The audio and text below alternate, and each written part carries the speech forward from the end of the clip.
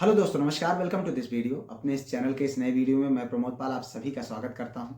साथियों, आज हम जिस टॉपिक पर बात करने वाले हैं उसके लिए आपके तमाम मैसेज आते हैं, कॉल आते हैं, कमेंट के माध्यम से आप पूछने का प्रयास करते हैं कि किसी भी गवर्नमेंट सर्विस के एग्ज़ाम को क्वालिफाई करने के लिए हमें कितने घंटे की पढ़ाई करनी चाहिए। इसके साथ-साथ आपके इस टॉपिक पर भी बहुत सवाल रहते हैं कि सर, जो पढ़ रहे हैं वो भूल जाता है, उसको कैसे याद रखा जाए? आपको डर है कहीं एग्ज़ामिनेशन हॉल में भूल ना जाए। इन दोनों बिंदुओं पर इस वीडियो में हम बात करेंगे। साथियों, हम किसी भी गवर्नमेंट सर्विस के एग्ज़ाम की जब प्रिपरेशन करते हैं, तो निश्चित तौर पे हमें उम्मीद होती है शून्य से शिखर पर पहुँचने की। चूँकि कहीं न कहीं हम अभी जो जब तैयारी कर रहे हैं तो हमारे पास कुछ भी नहीं होता। लेकिन जब जॉब में आएँगे तो हमारे पास पैसे के साथ जो है सम्मान भी हमको मिलता है। यानी एक जो है एक ऐसी चीज़ हमको प्राप्त होती है जिसमें पद, प्रतिष्ठा और सम्मान सब कुछ एक साथ में आपको मिलता है। तो इस चीज़ को पाने के लिए कहीं न कहीं हमको उसी लेवल का एफ़र्ट भी करने की आवश्यकता होती है। तो उसके लिए हमको सबसे बड़ी चीज़ ये होती है कि हमें खुद पर भरोसा रखने की ज़रूरत होती है। कभी-कभी हमको खुद को ही लगता है कि कहीं न कहीं हमारा आईक्यू लेवल कम है, हम इस पद के लायक ही नहीं हैं। क्या इतनी ज़्यादा लोग हैं, इतनी कम सीटें हैं, कम क्या मेरा चयन हो सकता है क्या? तो यह एक तरीके का कहीं न कहीं आपका मन भी आपको बहकाता है और लोग भी जो आस-पास के लोग भी होते हैं, अरे बहुत लोग तैयारी कर रहे हैं, सब ऐसे थोड़ी न किसी का भी सिलेक्शन हो जाता है। वो आपको टोंट मारने का प्रयास करते हैं। तो यहाँ पर आपको अपनी सफलता के साथ-साथ इन तमाम जो संघर्ष हैं, इन तमाम जो लोग हैं, इस तरीके की जो विचारधाराएँ हैं, उनसे भी लड़ने की ज़रूरत है। तो मित्रों, इसमें यह नहीं आप कह सकते कि आपको कितना पढ़ना है। यह आपके ऊपर निर्भर करता है। हो सकता है कि आप कहीं जॉब करते हो, आप गृहिणी हो, आपके पास उतना समय नहीं मिल पाता है। लेकिन आप जितना पढ़ते हैं, उसमें आपको जो है कितना आउटपुट आप निकाल पा रहे हैं। आप जितना पढ़ें, कहीं न कहीं उतना ही अच्छा है। लेकिन अगर आपको यह लगता है कि मैं 10 से 12 घंटे पढ़ ले रहा हूँ, तो मेरा चयन तो पक्का है। यह कहीं न कहीं आपकी गलतफ़हमी है। मित्रों, मैं आपको जो है बात बताना चाहूँगा कि जब मैं इस तैयारी कर रहा था टीजीटी, पीजीटी और जो है एलटीजीआईसी की, उस दौरान जो है हमारे साथ में यानी बगल के रूम में एक भाई साहब रहते थे। उनकी एज उस समय लगभग 37 के आसपास में थी, जब वो तैयारी कर रहे थे 2018 की बात कर रहा हूँ मैं। तो वो जो है दिन भर पढ़ा करते थे। यकीन मानिए, वो ऐसा हमको लगता था कि वो 4 से 5 या 6 घंटे मुश्किल से सोते थे।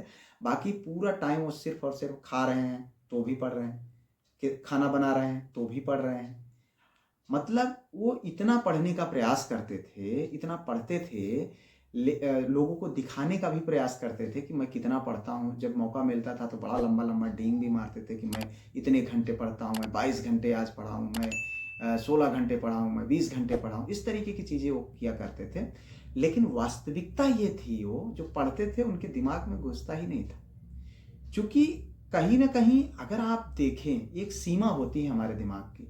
अगर हम उस सीमा के से जो है इतर अगर हम चीज़ों को करने का प्रयास कर रहे हैं, तो कहीं न कहीं हमारे लिए समस्या है। मैं उनसे कभी भी पढ़ाई के बारे में डिस्कस नहीं किया करता था। लेकिन उनसे सिर्फ़ ये हमको अच्छी मोटिवेशन ये मिलती थी कि बंदा इतने घंटे पढ़ रहा है तो मुझे तो पढ़ना ही चाहिए, मुझे तो मेहनत करना ही चाहिए। तो इसलिए मैं बहुत पढ़ता था और आखिर में हुआ क्या, जब रिज़ल्ट आया मैं टीजीटी में भी सिलेक्ट हो गया। मैं जो है जीआईसी में भी सिलेक्ट हो गया, मैं बेसिक में भी सिलेक्ट हुआ, मैं केवीएस में भी सिलेक्ट हो गया। लेकिन वो भाई साहब कहीं नहीं सिलेक्ट हो पाए। तो आपको उनके जैसा नहीं बनना है। आपको ऐसा बनना है कि आप कम भी पढ़ें तो भी आपका काम चल जाए। साथियों, आपके सामने मैं एक कहानी आपको मैं बताना चाहूँगा। उम्मीद है कि ये कहानी आप ऑलरेडी जानते होंगे, लेकिन थोड़ा-सा समझने का प्रयास करेंगे कि 2 व्यक्ति होते हैं और 2 कुल्हाड़ी होती है, 2 पेड़ होते हैं। एक व्यक्ति को एक कुल्हाड़ी दिया जाता है और एक पेड़ काटने के लिए कहा जाता है। समय दोनों को निर्धारित कर दिया जाता है कि 8 घंटे के अंदर दोनों को ये पेड़ काट देने हैं। तो एक जो व्यक्ति होता है, जो पहला व्यक्ति होता है, वो क्या करता है, तुरंत कुल्हाड़ी पाता है और तुरंत पेड़ को काटने में जुट जाता है। लेकिन दूसरा क्या करता है, दूसरा जब वो कुल्हाड़ी को पाता है, तो उसमें वह जो है ज़्यादा समय अपना काटने के बजाय कुल्हाड़ी में धार लगाने में अपना समय ज़्यादा निकाल देता था। और अंततः होता क्या है कि वह कम समय में पेड़ को काट करके गिरा देता है, जबकि जो लगातार लगा हुआ था वह उस तरीके का आउटपुट नहीं निकाल पाता। मित्रों, इस कहानी के पीछे सिर्फ मैं आप लोगों को यही बताना चाहूँगा कि जब आप पढ़ने बैठिए उस दौरान पूरी तरीके से आप फोकस्ड रहिए। आपका दिमाग एकदम से कंसंट्रेट होना चाहिए। कोई ज़रूरी नहीं कि आपको 8 घंटे पढ़ना है, 6 घंटे पढ़ना है, 12 घंटे पढ़ना है, 16 घंटे पढ़ना है आपको। लेकिन जितनी देर पढ़ना है, जिस टॉपिक को पढ़ना है, वो टॉपिक कभी भी ऐसा पढ़ें कि कभी भी दोबारा आपको उसको पढ़ना ना पड़े, बल्कि रिवीजन करना पड़े। दोनों में अंतर होता है, ये बात आप जान लीजिए। पढ़ना ना पड़े, रिवीजन करना पड़े। जब आप ऐसी पढ़ाई पढ़ेंगे तो ना तो पढ़ा हुआ चीज़ आपको भूलेगा और ना ही आपको कभी घंटे की फिक्र होगी। आपको कितने घंटे पढ़ना है इसकी चिंता नहीं करनी है, आपको किस तरीके से चीज़ों को अपने अंदर संग्रहित करना है, इस चीज़ पर फोकस करना है। आप 6 घंटे पढ़ें, लेकिन पूरे मन से पढ़ें। आप देखते होंगे कोई व्यक्ति जो है 2 घंटे में सीख जाता है और कोई व्यक्ति उसी के लिए 2 दिन लगा देता है। तो दोनों में देखिए आईक्यू लेवल का अंतर हो सकता है, मैं इसको भी मानता हूँ, लेकिन हमारे सीखने के तरीके, आज स्मार्टनेस का ज़माना है। हम कोशिश करें कि स्मार्टली हम किसी चीज़ को बहुत जल्दी कैप्चर करने का प्रयास, उसको हम कैसे कर सकते हैं उस पर भी हम चर्चा करेंगे। कि जब भी हम पढ़ने बैठें, मैक्स टू मैक्स एक बार में 1 घंटे से ज़्यादा हम पढ़ें नहीं। 1 घंटे 1.5 घंटे, अगर जब तक मन लगा हुआ है आप पढ़ें, उसके बाद उठ जाएं, तुरंत उठें, पानी पिएं, बाहर जाएं, गार्डन में जाएं, फ्रेश एयर्स के बीच में जाएं अपने आप को। और दूसरी चीज़ ये है कि जो है अपने आप के लिए एक्सरसाइज के लिए समय निकालें। योगा, मेडिटेशन मतलब बहुत पावरफुल चीज़ है। आप जब कभी भी फ्रस्ट्रेट होइए, उसके बाद आप ईयरफोन लगा लीजिए, मेडिटेशन करिए, देखिए आपको कितना मज़ा आता है, एकदम रिलैक्स हो जाएगा, सारी थकान उतर जाती है। देखो यार, एक चीज़ जान लो कि everything depends on your mind.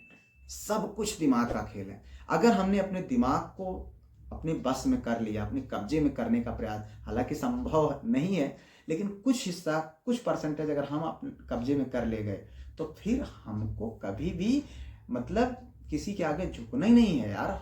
Selection हमारा श्योर है। हमको कभी नहीं ज़रूरत है 6 घंटे, 10 घंटे, 20 घंटे पढ़ने की। 6 से 8 घंटे की पढ़ाई बहुत पर्याप्त होती है, ये बात आप जान लीजिए। आप सामान्य दिनों में 6 से 8 घंटे अगर पढ़ रहे हैं और पूरा फोकस्ड होकर के, आप बेस्ट हैं।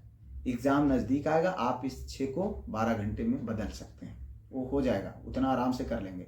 लेकिन आप सोचिए कि नहीं, मुझे पहले ही दिन से तैयारी कर रहा हूँ, मैं 16 घंटे पढ़ूंगा, चाहे बैठे हूँ किताब लेकर के, मोबाइल का नोटिफिकेशन आया, मैं फटाक से देख रहा हूँ मैसेज, अरे नहीं घंटा चल रहा है मेरा, मैं पढ़ रहा हूँ, मोबाइल का नोटिफिकेशन आया, दिमाग उधर लगा है, कहीं और दिमाग चल रहा है, मम्मी घर पे दिमाग चल रहा है, गर्लफ्रेंड के पास दिमाग है, कहीं दिमाग इधर उधर घूम रहा है, लेकिन हमको लग रहा है कि नहीं हम पढ़ रहे हैं। इस तरीके से नहीं होता है।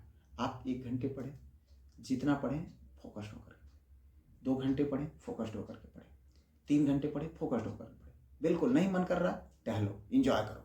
लेकिन आप अगर जिम्मेदारी का एहसास है, अगर आपको चीज़ें करनी है, तो आप टहल ही नहीं पाएंगे ज़्यादा समय तक। जैसे आपका माइंड रिलैक्स होगा, आप तुरंत आकर के पढ़िए।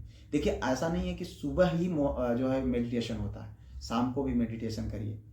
आप लगा करके ईयरफोन शांति से बैठिए, आप अपने दिमाग की नसों को, अपने बॉडी के बारे में आप एनालिसिस करिए, भगवान को थैंक यू बोलिए। ये सारी चीज़ें आप थोड़ा सा करेंगे ना कहीं आपको बहुत ज़्यादा घड़ी देखने की ज़रूरत नहीं पड़ेगी। अब जब ऐसा आप करेंगे ना, तो कोई चीज़ आपकी भूलेगी ही नहीं, और अगर भूल भी जाती है तो जब आप एग्ज़ाम में जाएंगे ना, वो अपने आप आपको याद आ जाएगा।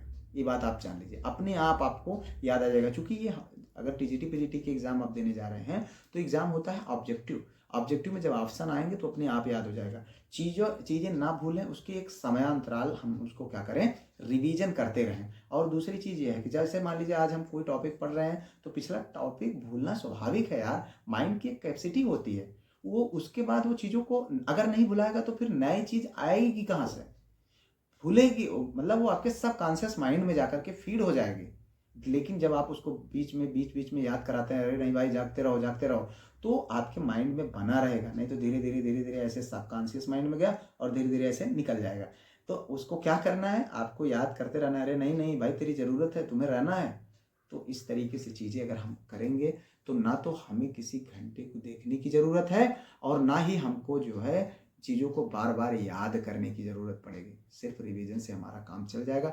उम्मीद करता हूँ जो चीज़ें मैं आप लोगों तक पहुँचाना चाहता था, जो समझाना चाहता था, जो बताना चाहता था, वो आप समझ गए होंगे। फिलहाल वीडियो अगर अच्छी लगी हो तो आप चैनल को सब्सक्राइब और वीडियो को लाइक अवश्य करिएगा। मिलते हैं किसी और वीडियो में किसी और टॉपिक पर। तब तक के लिए जय Hind, Vande Mataram, best of luck.